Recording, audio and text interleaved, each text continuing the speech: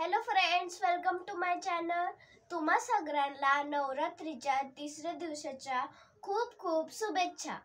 नवरात्रीच्या तिसऱ्या दिवशी देवीच्या चंद्रघंटा या रूपाची पूजा केली जाते। या रूपामध्ये देवीला चंद्राच्या आकाराच्या घंटांनी युक्त दागिने घालतात।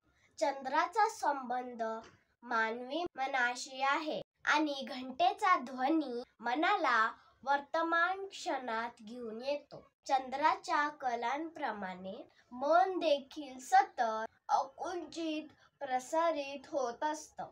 देवीच्या या रूपाचं जप केल्याने मन आपल्या नियंत्रणात येतं। सजगता आणि गंभीरपणा हे गुण वाढू लागतात, तेव्हा आपले व्यक्तिमत्व आकर्षक बनते।